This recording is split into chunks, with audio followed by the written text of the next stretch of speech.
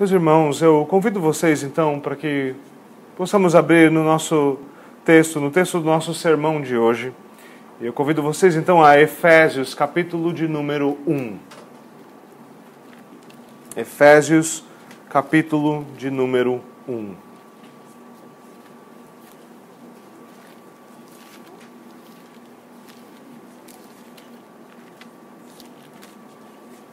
Hoje nós damos continuidade ao nosso texto de onde nós paramos na última semana e nós retomamos então a partir do versículo de número 7.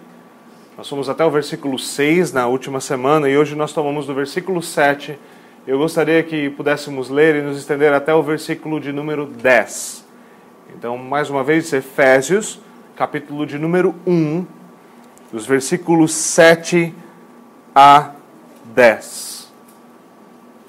Eu vou fazer a leitura da palavra. Eu peço que vocês ouçam ela com atenção e com fé. Assim diz a palavra do Senhor. Nele temos a redenção por meio de seu sangue, o perdão dos pecados, de acordo com as riquezas da graça de Deus, a qual Ele derramou sobre nós com toda a sabedoria e entendimento. E nos revelou o mistério da sua vontade, de acordo com o seu bom propósito, que Ele estabeleceu em Cristo, isto é, de fazer convergir em Cristo todas as coisas, celestiais ou terrenas, na dispensação da plenitude dos tempos. Amém. Vamos orar.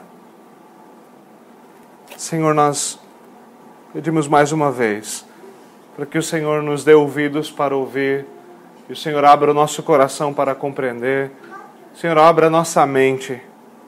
Por favor, Senhor, ajuda-nos a nos deleitar na Tua palavra.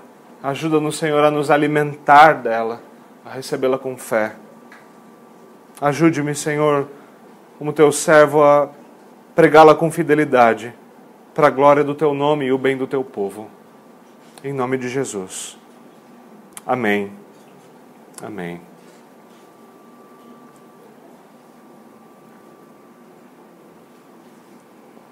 Meus irmãos, nós retomamos mais uma vez a nossa terceira pregação agora na nossa série em Efésios. E nós vimos, primeiramente, quem é o escritor dessa carta e para quem ele escreveu essa carta. Nós vimos a autoridade da própria palavra de Deus pelo apóstolo Paulo. Nós vimos que os cristãos, eles são santos e são fiéis. Nós vimos como Paulo introduz tudo isso e quanto significado isso tem para nós. Na última semana, então, nós olhamos como Paulo abre essa carta com um grande parágrafo, que nós estamos tentando olhar em partes para poder mastigá-lo com um pouquinho mais de facilidade. E olhamos, então, como Paulo está escrevendo uma porção de adoração a Deus, enquanto ele fala de coisas extremamente profundas teologicamente. Quão belo é vermos isso. Uma das conclusões que nós tiramos no nosso sermão da última semana é esta: quanto menos teologia você conhece, mais rasa é a sua adoração. E é impossível separar teologia de adoração. Porque quanto mais bela e profunda é a adoração, mais teológica ela é. Paulo diz: bendito seja Deus. Ele abençoa o nome de Deus e para fazê-lo, para explicar por que este Deus é tão bendito, então ele desvenda para nós os mistérios de Deus da eternidade passada, da redenção presente, da esperança futura. E ele continua a fazer isso nesses versículos. Nos primeiros versículos que nós vimos dessa parte, do 3 ao 6, ele fala basicamente daquilo que foi planejado por Deus na eternidade passada. De como Deus predestinou ou a outra palavra que ele usa, o sinônimo, bastante parecido, escolheu aqueles que lhe pertencem de antemão, antes que houvesse mundo, e como ele os escolheu em Cristo para serem santos. Para serem salvos, sim, mas não só para serem salvos, também para serem santos. Há um objetivo, ainda que não seja o final, mas há um objetivo aqui. A eleição é para a santidade. De forma que aqueles que separam santidade, a necessidade da vida santa, da eleição divina, eles abusam do próprio conselho de Deus.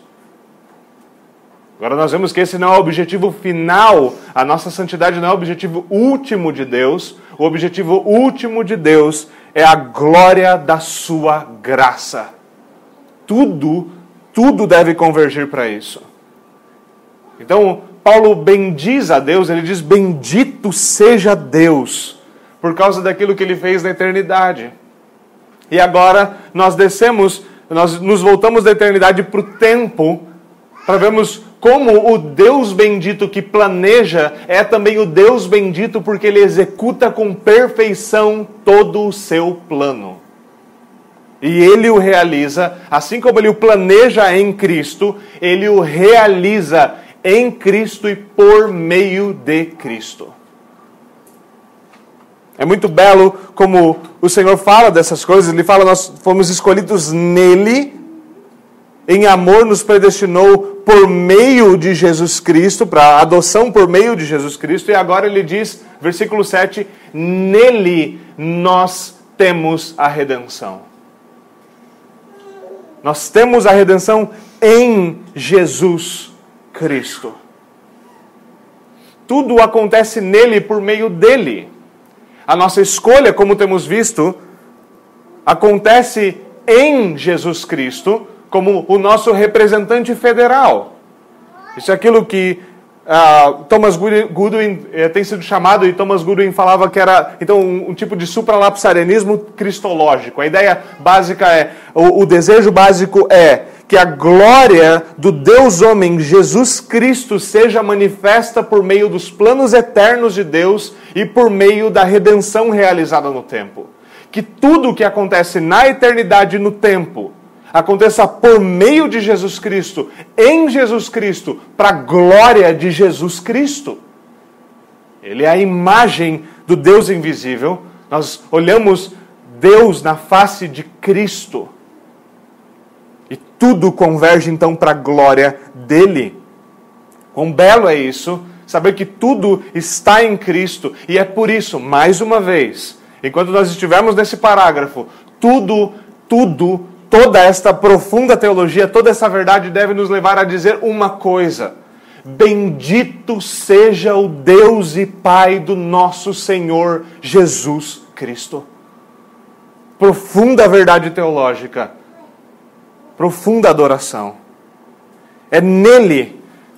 Toda esta redenção planejada perfeitamente na eternidade acontece nele.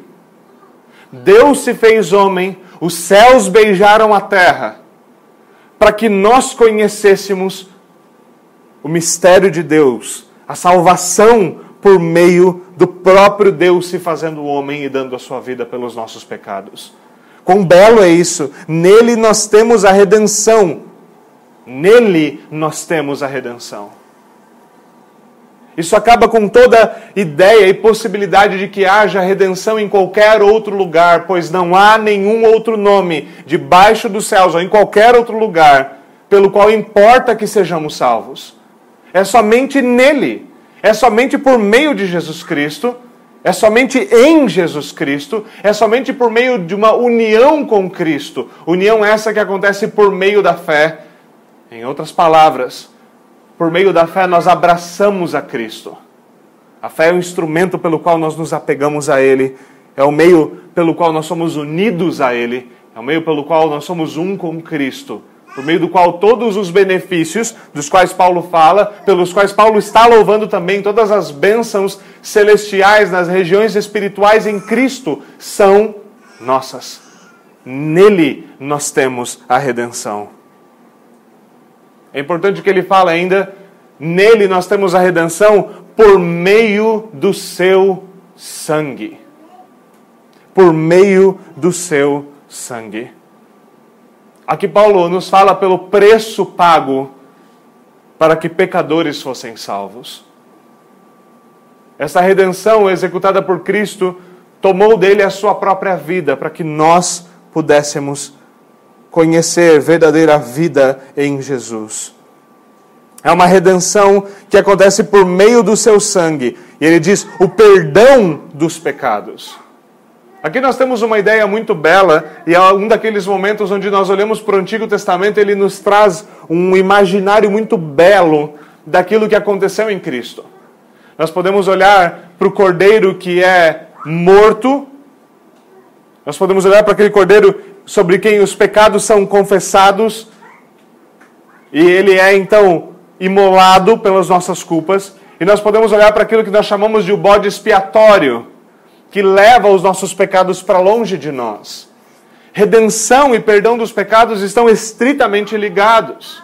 E quando nós olhamos para Jesus Cristo, nós temos exatamente isso. O Cordeiro de Deus que tira o pecado do mundo. Nós temos o bode expiatório também nele, aquele que foi levado para fora da cidade. E fora da cidade morreu entre os injustos, sendo ele ainda justo, para que nós, injustos, pudéssemos conhecer justiça. Nele nós temos a redenção por meio do seu sangue. Bendito seja Deus. Bendito seja Deus. Paulo nos fala dessas coisas e quão belas são. Ele fala dessas coisas para nos conduzir à adoração, nos conduzir a contemplar o Senhor, a nos alegrar nele, a descansar nele, a ver que tudo o que ele faz é para a glória do seu próprio nome, é com base no seu próprio amor, não é com nada, como já vimos, que não é com nenhum outro motivo senão ele mesmo e a sua santa vontade, é porque ele colocou o seu amor sobre nós, não por merecermos o seu amor, mas porque Deus é amor.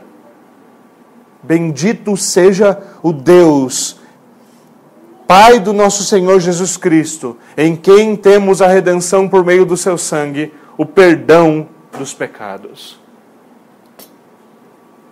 Paulo vai falando dessas coisas, e então ele nos diz o seguinte, é como se ele dissesse, isso acontece de acordo com as riquezas da graça de Deus.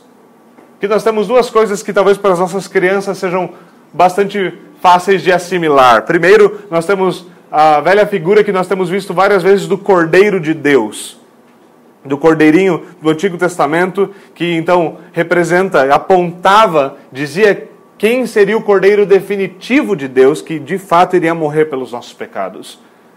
Ele fala que tudo isso é dado de acordo com a riqueza da graça de Deus. Deus é um homem muito rico em graça, é como se ele tivesse um grande tesouro. E desse tesouro ele dá para nós de graça. Ele nos enche de bênçãos, nos enche de alegria, nos dando o seu maior tesouro, o Cordeiro de Deus. Então, se vocês quiserem, vocês podem desenhar esse cordeirinho, como a gente já viu algumas vezes no nosso catecismo, esse cordeirinho que era levado pelos nossos irmãos lá no Antigo Testamento, enquanto eles esperavam por aquele cordeiro que é esse do qual nós falamos, o nosso Senhor Jesus Cristo. Tá bom? Meus irmãos, tudo isso acontece de acordo com as riquezas da graça de Deus. Quando nós falamos das riquezas da graça de Deus, nós estamos falando, obviamente, daquele que é Senhor de tudo e de todos. Daquele que é dono de toda a prata e de todo o ouro, daquele que detém todas as coisas em suas mãos. De um Deus que é todo perfeito, que é perfeito em todas as suas perfeições. Deus esse, que do tesouro da sua graça, e Ele é graça, graça é um atributo de Deus, é algo que Deus é, e dessa graça Ele nos dá liberalmente. Muitas vezes nós falamos de graça em vários sentidos, nós falamos isso aqui é uma graça de Deus, tal coisa é uma graça de Deus, mas das riquezas da sua graça, Deus tomou a sua joia mais preciosa. É uma joia que Ele nos entrega e Ele nos diz: vocês agora devem tomar ela e entesourar ela nos seus corações.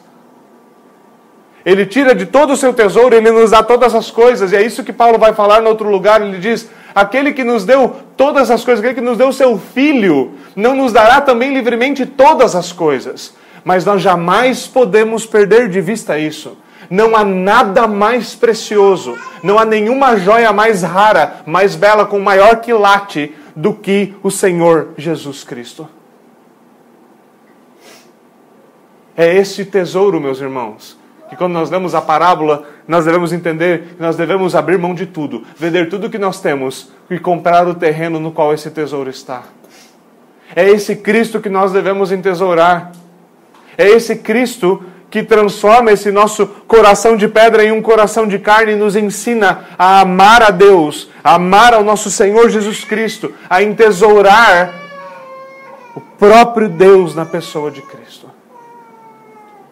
É desse tesouro abundante e infinito que Deus nos dá. Ele nos dá liberalmente, Ele nos dá graciosamente, da riqueza da graça de Deus. Ele tomou de todas as suas riquezas. Nós vemos isso na pessoa de Jesus Cristo. Aquele que era o dono de todas as coisas. Santo, eterno Deus, glorioso nos céus. Rico em abundância, sem necessidade de nada. Nós falamos aqui de outro atributo de Deus, o fato de que Deus, Ele é perfeitamente satisfeito em si mesmo, da seidade divina. Aquele que era plenamente satisfeito em si mesmo, que não precisava de mim, não precisava de você, não precisava de nada, que existia perfeitamente satisfeito em si mesmo desde os tempos eternos. Esse Deus que planejou nessa eternidade a nossa salvação, a segunda pessoa da Trindade, Ele se fez pobre para que nós conhecêssemos a riqueza da graça de Deus. Ele foi aquele que, tendo se feito homem, não tinha um travesseiro para encostar a sua cabeça. Mas é ainda assim nele, neste pobre homem, perfeitamente homem, mas perfeitamente Deus. É nele que nós temos a redenção. É por meio do seu sangue que nós temos a redenção. E tudo isso de acordo com as riquezas da graça de Deus. Paulo usa esse termo, a riqueza da graça de Deus, e depois ele vai falar, versículo 8, veja, a qual ele derramou. Ambos os termos, a riqueza e o derramou, são termos usados aqui pelo apóstolo para enfatizar que Deus é bendito. São ideias de abundância. A ideia de derramou não é somente derramar, de despejar um pouquinho, mas é de fazer jorrar, de dar com abundância. Assim como Ele nos dá do seu Espírito. Ele derrama sobre nós com abundância, Ele nos enche do seu Santo Espírito. E é isso que o apóstolo vai nos dizer. Veja o que ele diz, a qual Ele derramou sobre nós com toda sabedoria e entendimento. É muito belo como João Calvino fala sobre isso, e sobre como esse derramar de Deus, tão rico do seu tesouro infinito, esse derramar com sabedoria e entendimento, é o Evangelho. É por meio do Evangelho que o Senhor derrama sobre nós as riquezas da graça de Deus. O Evangelho que confunde sábios é a abundância de sabedoria e entendimento da parte de Deus. O Evangelho, o poder de Deus para a salvação de todo aquele que crê. O Evangelho do nosso Senhor Jesus Cristo. Meus irmãos, quão importante é que nós preservemos e guardemos e lutemos por esse santo Evangelho. Por esse Evangelho que nos é confiado. Esse Evangelho que nos arrebanha, que ganha o nosso coração, nos toma para si. Esse Evangelho que não somente é derramado com toda a sabedoria e entendimento sobre nós, mas também nos torna sábios e nos dá verdadeiro entendimento. Como diz outro comentarista, a glória da graça de Deus sendo derramada sobre nós, em toda a sua riqueza, ela santifica o nosso conhecimento de forma que ele se torne verdadeira sabedoria e entendimento. Como isso acontece? Quando o Evangelho toma a nossa mente. E tudo que nós pensamos, todo pensamento é levado cativo em obediência a Jesus Cristo. Quando Ele é Senhor, quando o Evangelho de fato vai tomando domínio e vai conquistando cada área da nossa vida e tudo está debaixo do Evangelho e da sua graça. Quão importante é olharmos para a vida cristã dessa forma e vermos o Evangelho dessa forma. O Evangelho que de fato redime o nosso corpo e a nossa alma, como nós vimos hoje pela manhã. Mas o Evangelho que também redime a nossa mente. O Evangelho que vai curando em nós e vai enquanto vai restaurando em nós a imagem de Jesus Cristo, vai curando aos poucos em nós os efeitos noéticos do pecado. Essa é uma outra forma de dizer, o Evangelho nos faz menos tolos, menos estúpidos. Nós começamos a ser mais sábios, e sabedoria é definida por uma coisa. Sabedoria é o temor do Senhor. Nós tememos a Deus. Por tememos a Deus e sabemos que nós não podemos nos achegar a Ele, nós nos achegamos a Ele somente por meio de Jesus Cristo, em quem nós temos a redenção. E esse Senhor, então, derrama, por meio do seu Evangelho, toda a riqueza da sua graça sobre nós. Quão belo é isso! Quão belo é isso, que o Senhor lance sobre nós tamanha luz. Que o Senhor tome para si tudo o que nós somos. Tudo o que nós somos.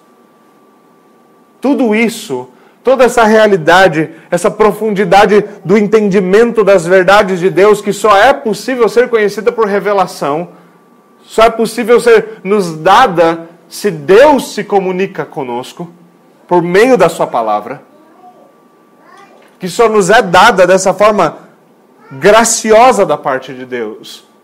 Tudo isso está dentro de toda esta bela realidade de que em Cristo nós temos a redenção. Nós somos remidos por Ele. Nós continuamos, nosso versículo de número 9 continua nos guiando e dizendo, nos conduzindo à adoração, enquanto diz, Ele nos revelou o mistério da sua vontade. Meus irmãos, quão belo é olharmos dessa forma e vermos o que o apóstolo está falando aqui. Ele nos revelou o mistério da sua vontade. É curioso que ele fale de mistério, mas fale de um mistério revelado, não de algo oculto. O cristianismo não é algum tipo de seita do silêncio, onde nós descobrimos algumas coisas misteriosas sobre Deus e nós guardamos para nós mesmos. Não. O mistério de Deus nos foi revelado, Ele nos é confiado e nós somos ordenados a ir e pregar a todos os homens e dizer, esse é o mistério de Deus. Qual é o mistério de Deus? Que Ele, no Seu Filho, desde a eternidade e agora no tempo, redime pecadores por meio do Seu próprio Filho. Que o próprio Deus se fez homem, o próprio Deus habitou entre nós, o próprio Deus viveu as nossas dificuldades. Ele enfrentou as nossas próprias tentações e em tudo foi vitorioso e sem pecado. E Ele deu a sua vida. Meus irmãos, por que isso é um mistério? Porque nós podemos falar disso como uma forma de mistério. Veja, nenhuma mente humana jamais conceberia tal forma de redenção. A redenção que normalmente os homens trazem à tona e eles inventam com suas religiões feitas por homens, normalmente são basicamente aquilo que nós conhecemos como arminianismo. É alguma forma de o homem fazer alguma coisa para conseguir ter paz com Deus. É sempre Deus em busca dos homens. É sempre aquela velha construção pagã de nós temos que oferecer alguma coisa aos deuses para que eles não se irem conosco e não nos punam. Então nós oferecemos alguma coisa que os agrada e por enquanto então esses deuses como que crianças se distraem com o seu brinquedinho novo e nos deixam em paz. Nós como homens é até onde nós conseguimos chegar. É até onde nós conseguimos chegar. Mas o cristianismo não é uma religião de homens.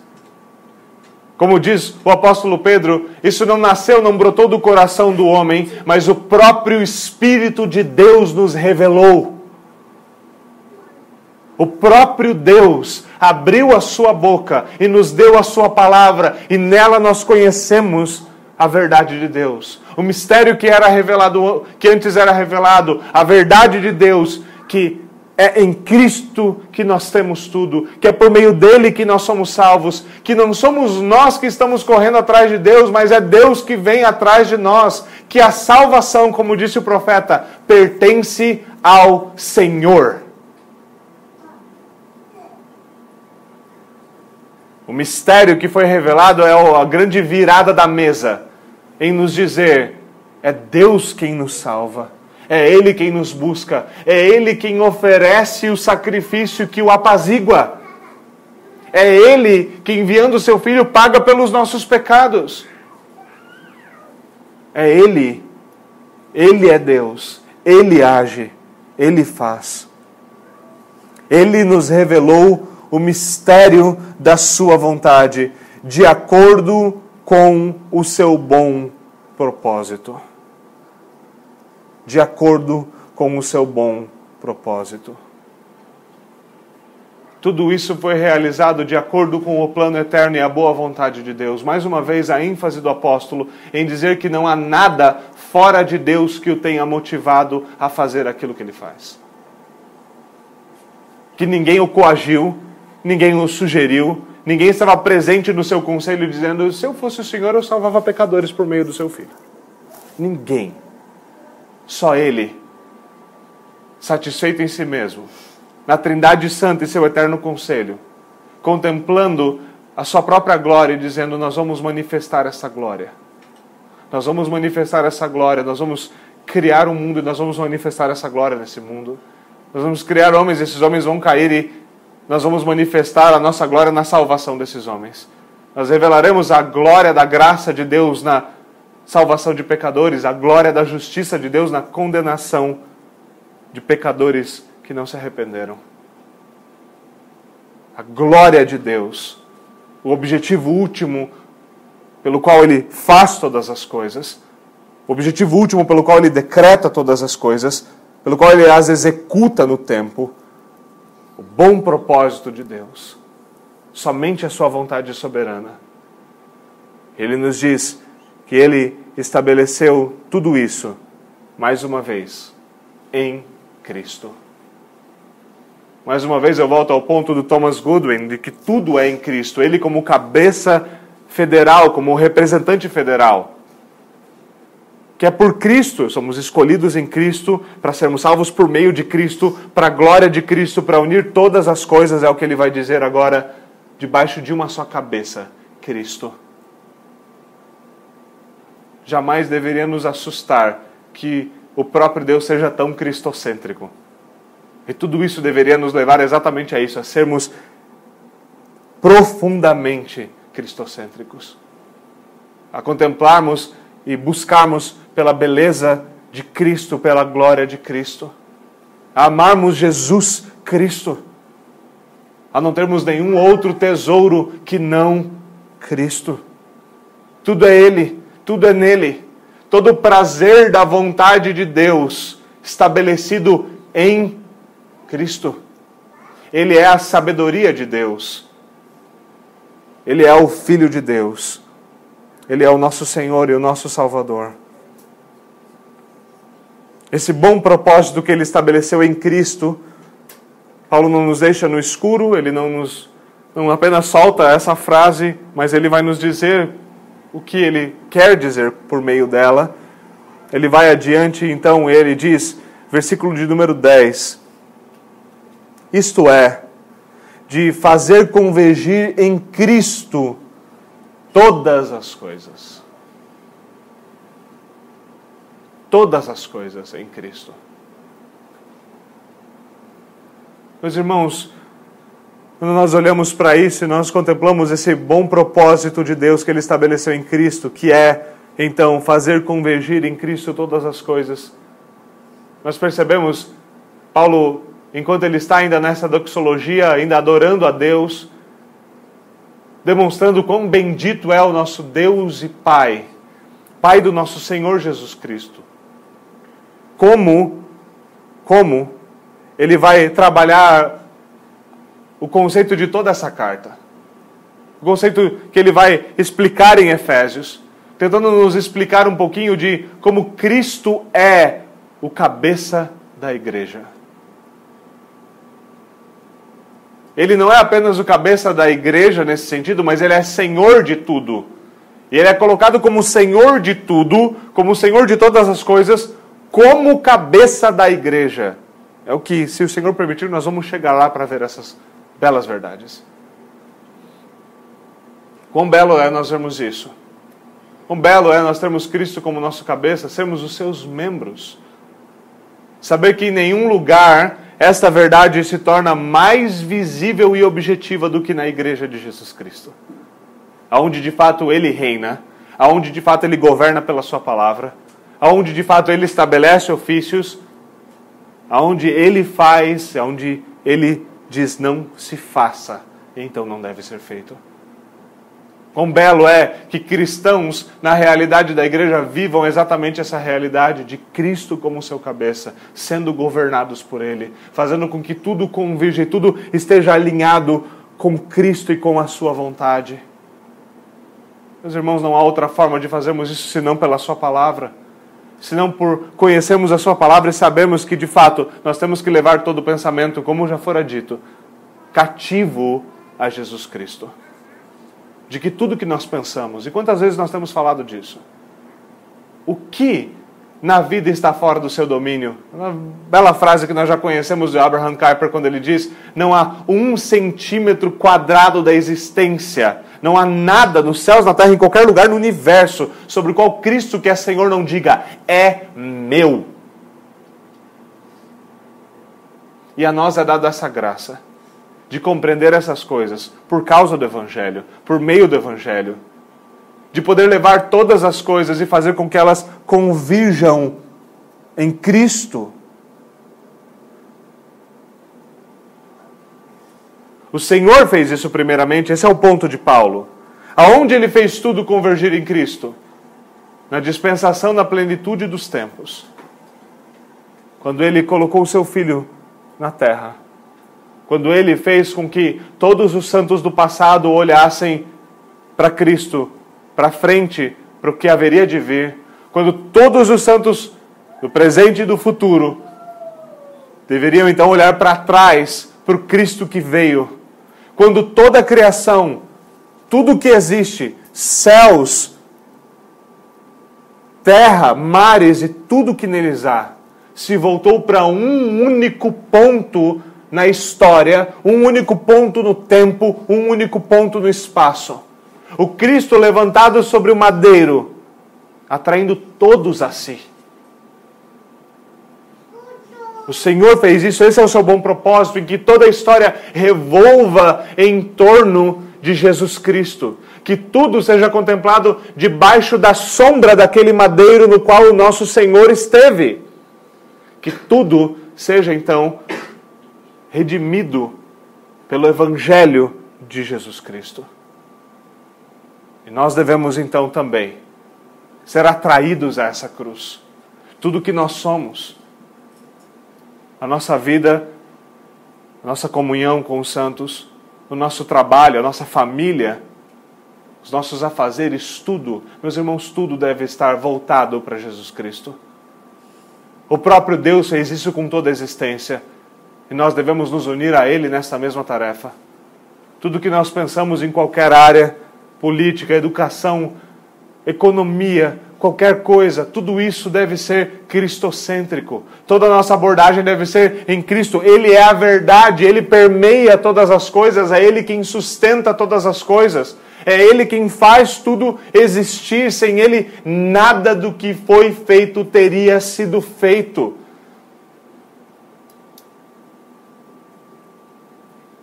E por meio do Evangelho nós podemos ver então Ele fazendo todas as coisas novas. E Ele faz isso atraindo todos a si, atraindo tudo para si. Ele é Senhor. Quantas vezes é difícil entendermos isso? Que tudo converge em Cristo. O apóstolo, aqueles que não concordam com o apóstolo Paulo, escreveu Hebreus, algum apóstolo, a palavra de Deus, vamos lá, vai nos dizer em Hebreus 2:8 que nós ainda não vemos como todas as coisas lhe estão sujeitas, mas elas estão. Lhe foi dado todo o poder nos céus e na terra. E às vezes nós temos dificuldade em ver como tudo lhe está sujeito, como tudo converge nele, como a cruz é o centro de todas as coisas. Nós olhamos às vezes para tantas coisas nessa vida e nós ficamos confusos, nós ficamos temerosos, nós não sabemos exatamente como responder a algumas coisas. Mas, meus irmãos, nós podemos saber de algo muito certeiro. Ele fará todas as coisas novas. Ele julgará todo o mal. Ele recompensará os justos. Ele fará com que tudo redunde, tudo concorra para a sua glória. Por fim, nós veremos e nós compreenderemos. Esse é um mistério que nós ainda não conseguimos compreender. É algo que ainda nos é dado claramente, de entender como tudo, no fim, vai de fato servir a Cristo e a glória do seu santo nome. Mas nós sabemos de uma coisa, o próprio Deus, na plenitude dos tempos, fez tudo convergir em Cristo, tudo convergir nele, no Evangelho. Quão belo é isso! Ele ainda diz que tudo isso aconteceu na plenitude dos tempos, na dispensação da plenitude dos tempos. Quando ele fala disso, obviamente, mais uma vez, ele está falando de como ele fez isso na vida e na obra de Cristo, no centro da obra de Cristo, especialmente no centro da sua humilhação no madeiro, na sua morte, no seu sofrimento.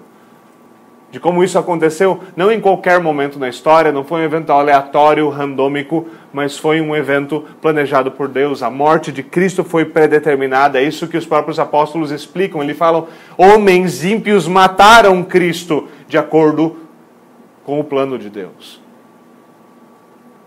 Nós temos ali a perfeita interação entre os decretos de Deus e a responsabilidade dos homens, e de como os decretos de Deus jamais tornam o homem de alguma forma não responsável, bem pelo contrário. E nós vemos então nessa própria realidade que o Senhor fez isto na dispensação da plenitude dos tempos. Quando nós olhamos para isso, nós podemos imaginar como que se a ampulheta divina da eternidade e dos decretos de Deus tivesse chego no seu limite, então era a hora de virar a ampulheta. Era a hora de trazer todas as coisas até aquele ponto, vindo até ele por todo Israel, instruindo o povo, falando e mostrando por meio de sombras e figuras o que é o Evangelho e quem era o servo sofredor que viria para dar a vida pelo seu povo.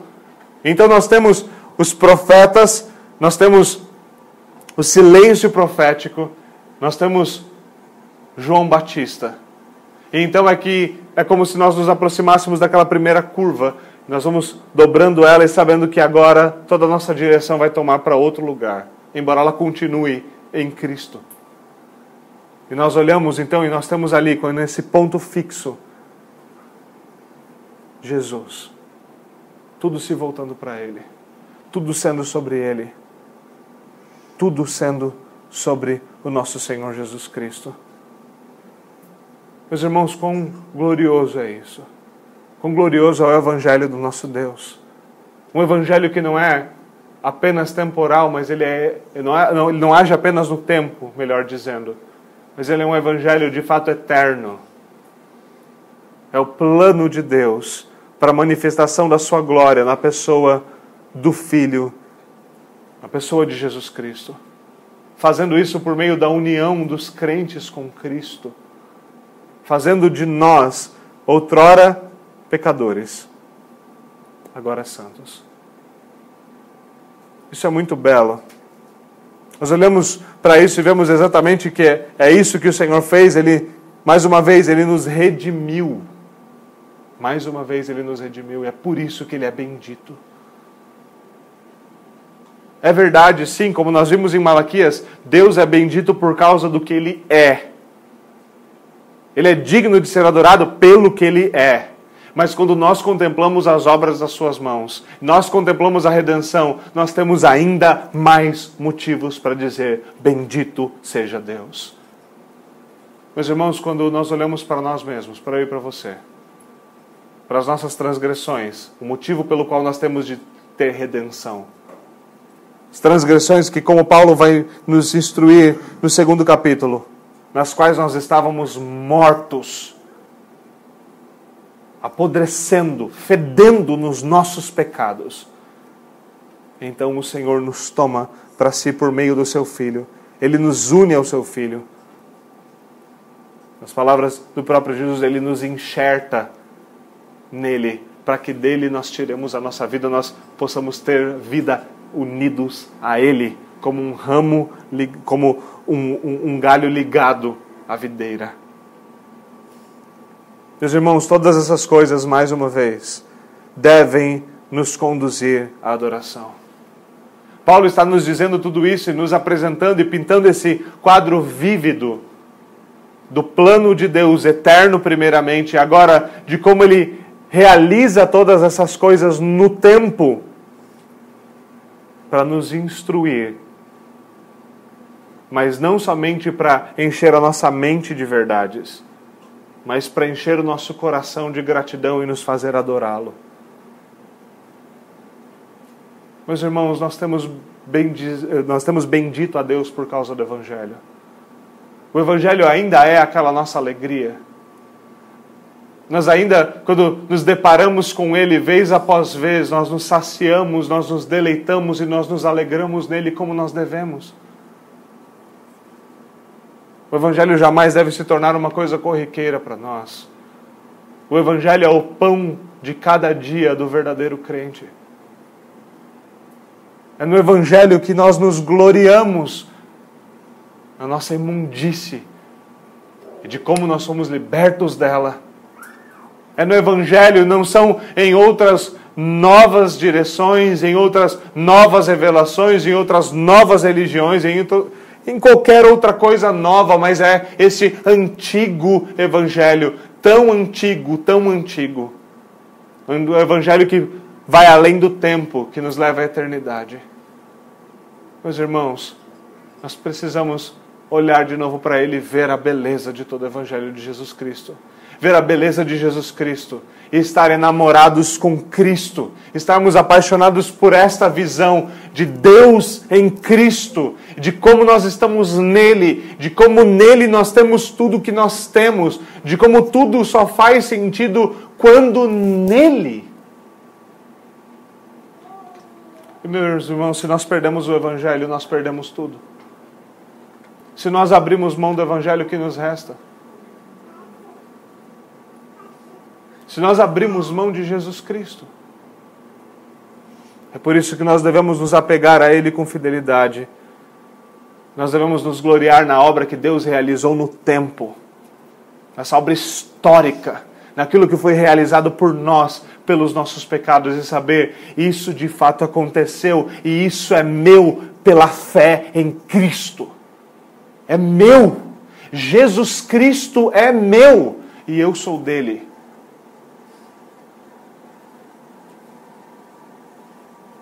Meus irmãos, tudo isso, mais uma vez, eu não creio que eu possa repetir isso mais do que eu deveria. Tudo isso deve nos levar para o cabeçalho de todo esse parágrafo. Bendito seja Deus e o Pai do nosso Senhor Jesus Cristo.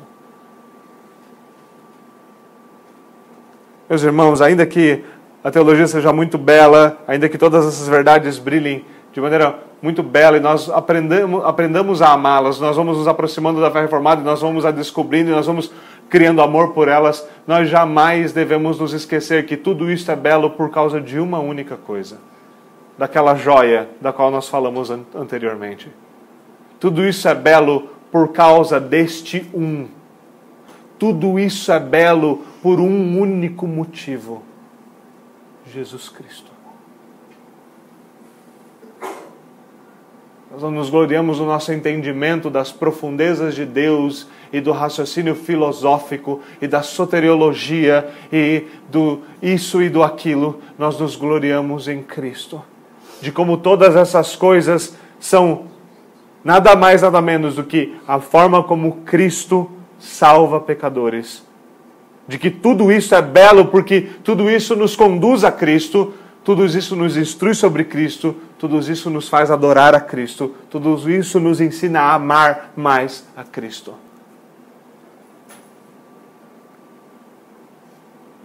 Nele, unidos a Ele, para a glória dEle, por meio dEle, pela fé nele, Jesus Cristo é tudo.